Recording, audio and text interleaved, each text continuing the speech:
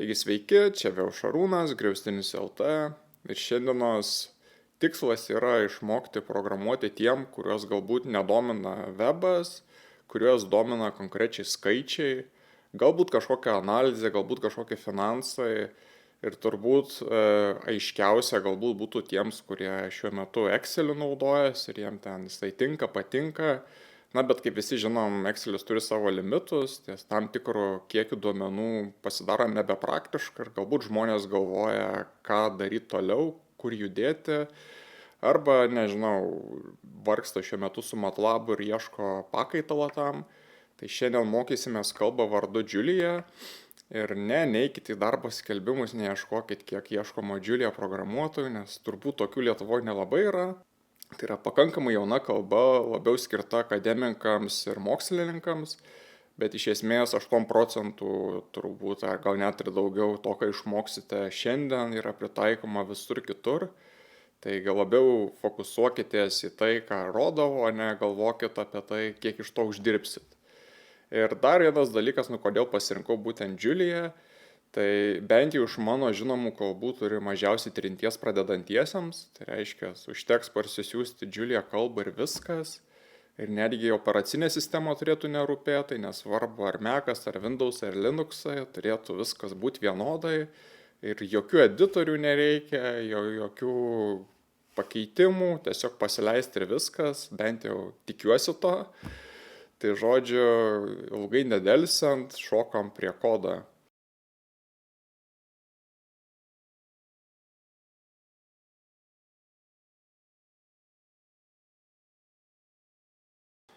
Parsisiunčiam ir tyčia ant šito kompiuterio dar neįrašinėjau, tai pažiūrėsim, ar veiks taip pat lengvai kaip ir ant kito kompiuterio. Ir mano atveju tai yra MacOS ir su Apple procesorium.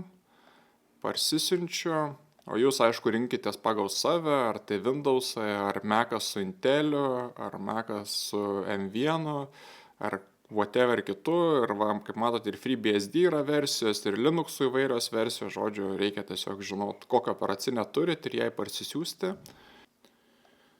Tai Mac'e tiesiog reikia į applications nudreginti, Windows'uose turbūt kažkokia instaliacija bus, Linux'uose turbūt irgi, na, kaip nors gal sugebėsit. Tai aš jau instaliavau pas save. Ir man užtenka tiesiog paleisti tą Julia. Tai žodžiu, esmė, kad paleidus Julia turi iššokti toksai langas, galbūt baltas, galbūt juodas, whatever, bet turite matyti kažką tai panašaus. Ir dar vienas svarbus dalykas, ką mes norime įrašyti, mes norime įrašyti pakuotę vardu Pluto. Irgi yra puslapis, bet į puslapį eiti nebūtina. Yra čia tiesiog aprašymas, kaip naudotis, tai galbūt kažką čia aktualaus rasit. Bet esminis dalykas yra štai čia. Aš galiu tiesiog pakopijuoti arba galiu rankai rašyti. Tai pirmą mums sako parašyti import pkg. Ir dabar pkg add Pluto.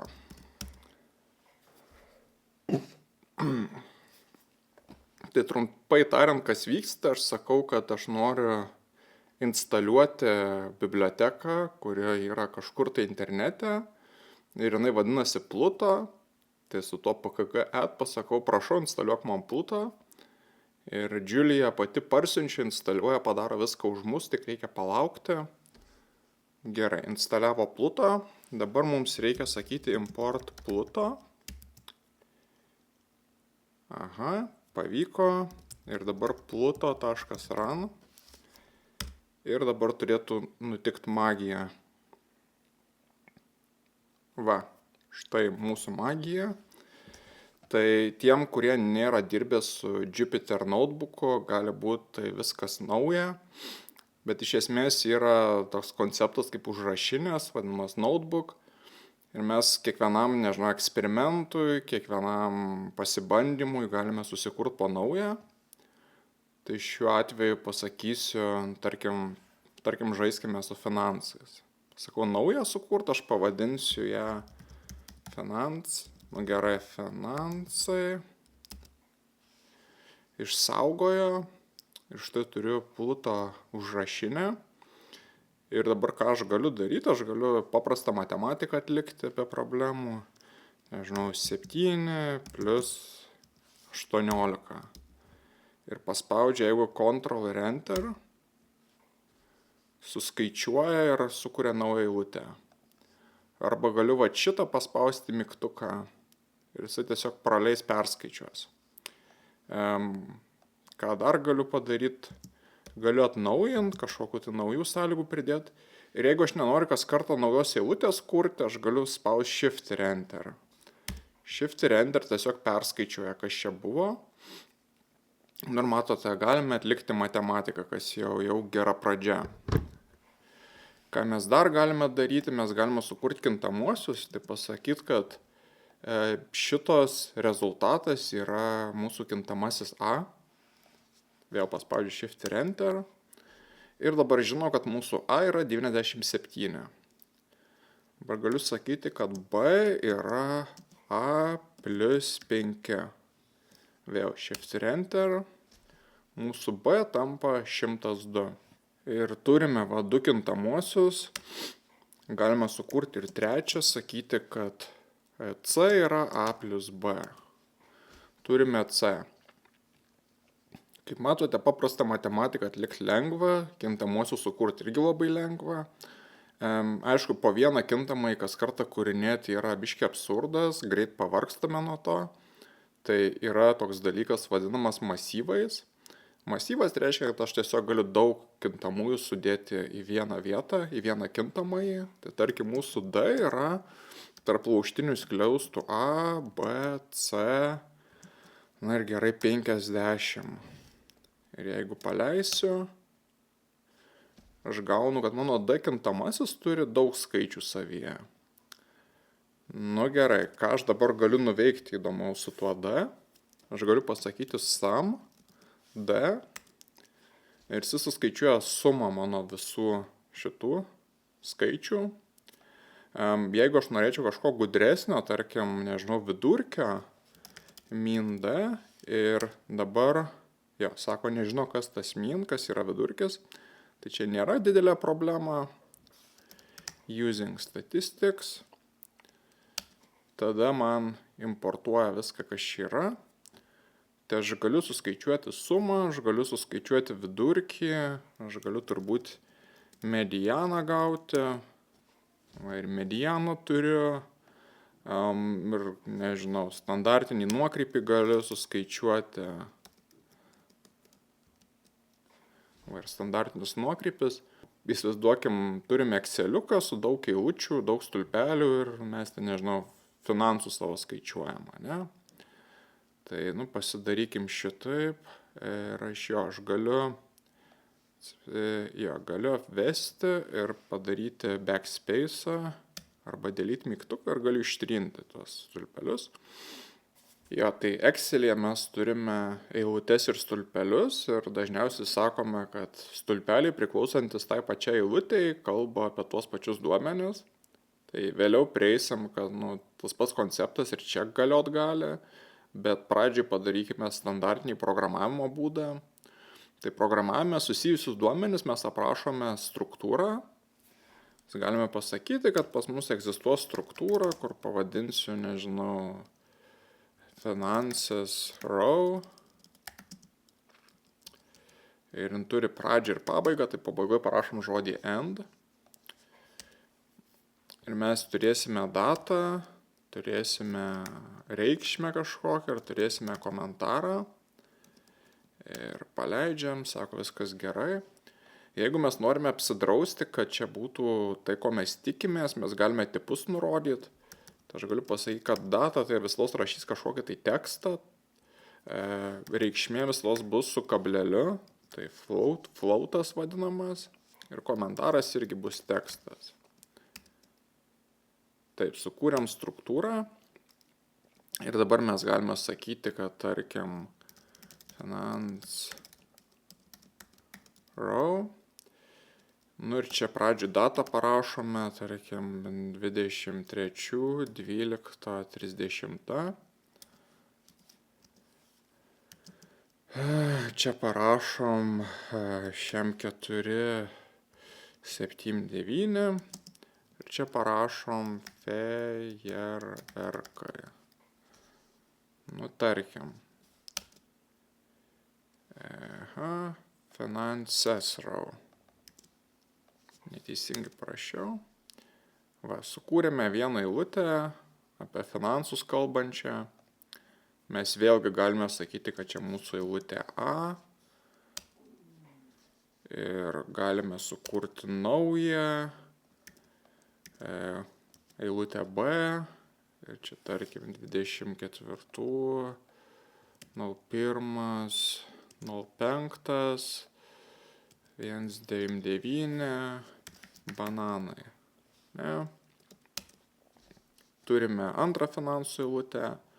Aišku, praktiškiau būtų turėti eilučių masyvą ir čia visas eilutes dėti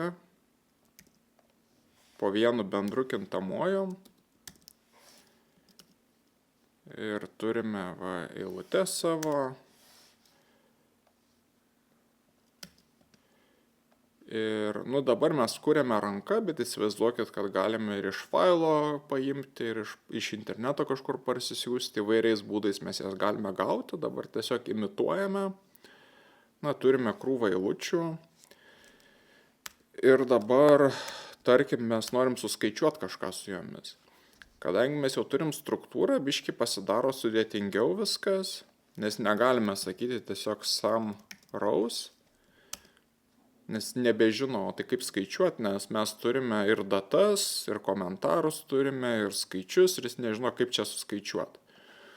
Tai šiam tikslui mes galime panaudoti for sintaksę. For yra ciklas, bet čia jis aprašomas labai matematiškai. Tai mes galime sakyti, kad visiems x-ams, kurie egzistuoja rows masyve, ir iš kiekvieno to x mes norime paimti value reikšmę, kas yra mūsų kaina, ir tada sumą skaičiuoti. Jeigu dabar paleidžiame, turime sumą. Lygiai taip pat ir su kitais dalykais, ten median padarom, value paleidžiam, turime medianą visų eilučių, ir atitinkamai mes galime dėti vis naujas eilutes. Padarykime tą pati diena, kava, nežinau, 15,99. Ir kas dar įdomu yra, kad aš kai išsaugosiu šitas eilutės, apačioj skaičiai persiskaičiuos, panašiai kaip Excel'yje. Matot, viskas persiskaičiavo. Tai mes galime, sakau, kaip Excel'yje turėti čia mūsų total. Čia kitų galbūt ir nebūtina kurti, bet žodžiu mes galime turėti panašų principą kaip Excel'yje, kad pridedam po naują eilutę ir visi mūsų ten dalykai persiskaičiuoja ir iš karto turime rezultatą. Šokoladas dar pridėkime.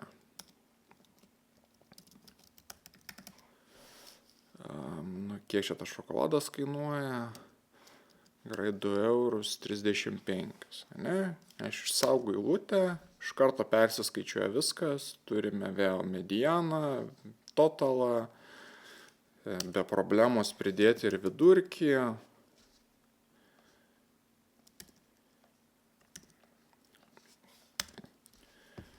Tai jo, vienintelis niuansas, kad dabar mums reikia iteruoti ir mums reikia vis ištraukti reikšmę. Aišku, klausimas, o kam to reikia? Tai vėliau gal prie to prieisiu, čia biški kita pamoka, bet tarkim mes galime norėti taip vadinamą pivotą daryti ir galime norėti, kad pavyzdžiui turėti totalus pagal metus, totalus pagal mėnesį, nežinau, galime kategoriją sukurti pagal kategoriją, group bys visokius. Žodžiu, vien ta reikšmė pati savaime tik šitais atvejais reikalinga. Sudėtingesniais pavyzdžiais galime panaudoti ir kitus stulpelius. ir daug visokių krūtų dalykų padaryti, bet prie to prieisim vėliau, nenoriu nei pats dabar užgaišti, nei jūsų apkrauti. Tai šiandienos tikslas buvo labiau parodyti, kad egzistuoja tokia kalba Julia, jin yra pakankamai paprasta, bet pakankamai galinga. Ir yra toks įrankis Pluto, kuris leidžia matyti rezultatus greitai. Tai reiškia, jis reaguoja į tai, ką pakeitėte ir perskaičiuoja viską. Tai tas, manau, labai padeda. Ir bent jau man vienas mėgstamiausių Excelio dalykų, dėl to ir sulyginau tai su Exceliu. Bet reikia turėti omeny, kad ties Exceliu nepasibaigia, gali tikrai būti kaip stipri alternatyva MATLAB'ui, kas šiuo metu su tuo vargsta, arba R'ui. Ir nežinau, ar darysiu video vėliau, bet yra tokie data frame'ai, kurie prie R'o linksta ir Python'e yra toks pandas, tai viskas labai artima tiem, kas su tuo yra dirbę. O tie, kas nėra dirbę, tai vėlgi turbūt ir su Exceliu artima, nes panašų konceptą naudoja kaip Excelis, stulpelių ir eilučių. Taigi prie to, kad nors prieisiu, o šiandien ačiū už dėmesį ir sėkmės.